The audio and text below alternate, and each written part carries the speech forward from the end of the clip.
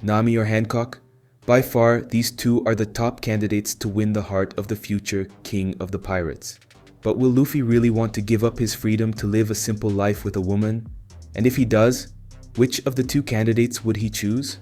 Come with me, and I'll show you in detail what's going on in Luffy's rubber head and analyze how this journey might end. Will he die single, or will he choose one of these two ladies to be by his side? Before analyzing which of the two he might end up with, we need to understand Luffy himself.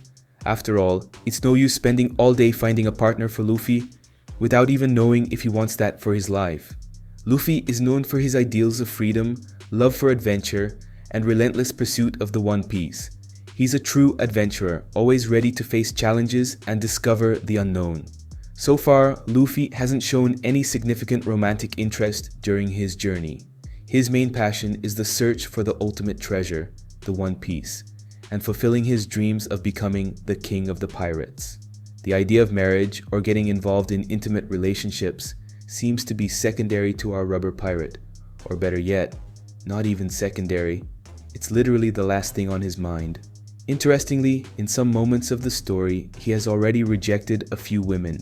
In a few instances throughout the series, we see our protagonist refusing the idea of committing to someone or being tied down to a conventional life. An example of this was when he turned down Hancock herself, making it clear that he wouldn't marry her. So, based on this brief analysis of Luffy, we can clearly say no, he doesn't want to get married. For him, marriage doesn't make any sense within his journey. Besides, his goal is to be free, and getting attached to a woman who would worry about him doesn't seem like something that would appeal to him. But what happens when he finally finds the One Piece? What if, after all his adventures, he sits down and says, "I think I'll experience things I've never experienced before"? This possibility exists and has already happened to someone who reminds us a lot of our little Luffy. That someone is none other than Goldie Roger. We cannot ignore the countless similarities between Luffy and Roger. Both are charismatic and fearless figures who share the ambitious dream of becoming the king of the pirates. Rayleigh himself cried when he saw Luffy set sail, because he reminded him so much of his former captain.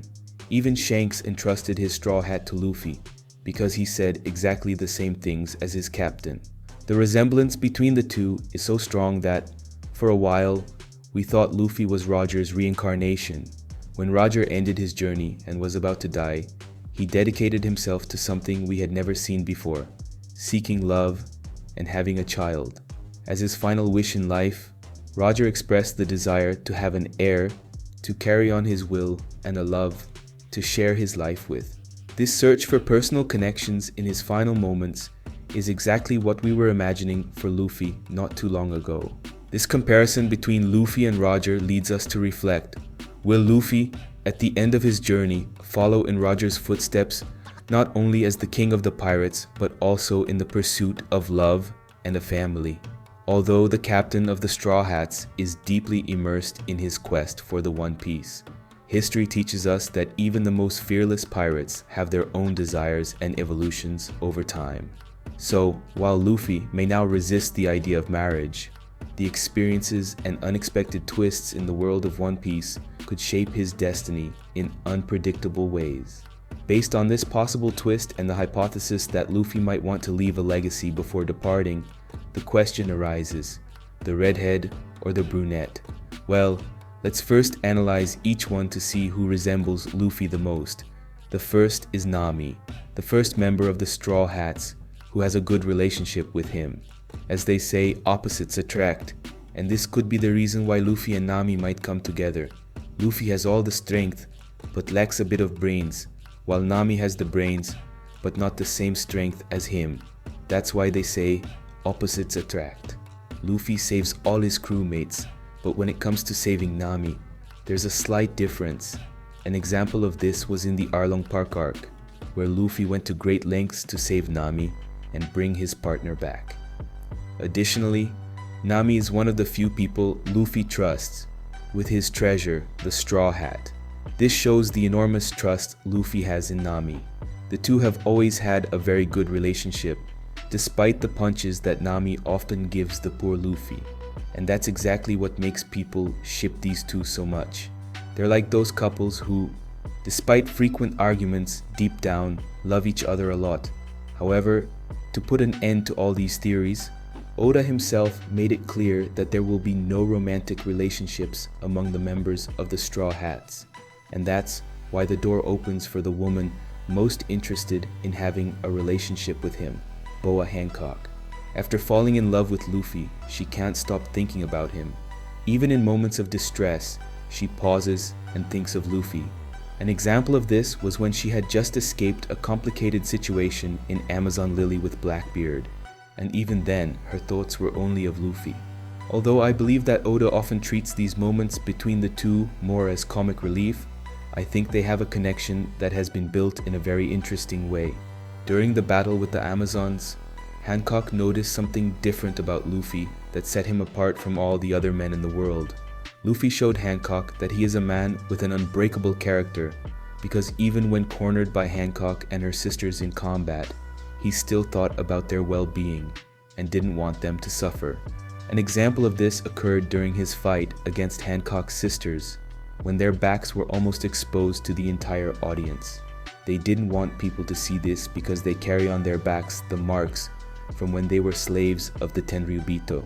Because of this, they felt ashamed of how much they had suffered during that time and didn't want the Amazons to see the marks they carried from that period. Even while in battle against them, Luffy covered one of the sisters' backs, preventing the women from seeing the marks. This made the Pirate Empress surprised by the actions of the Straw Hat Boy. Later, Hancock received new information about Luffy and discovered that he had just passed through Sabaody, where he had punched one of the Tenryubito right in the face. As a result, the Pirate Empress fell completely in love with Luffy, because no one else in the world had the qualities that the Straw Hat possesses.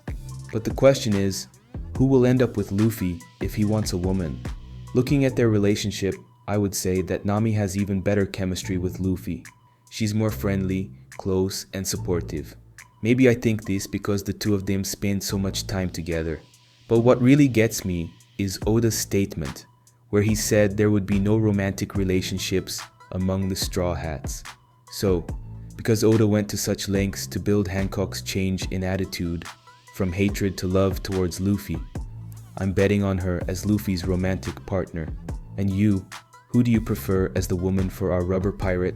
Comment below. Don't forget to subscribe to the channel and turn on notifications. There's always a new One Piece video, well crafted and with an analysis that will keep you watching until the end, just like this one. It will be a pleasure to have you here with us. Thank you so much for your attention, a big hug, and see you next time.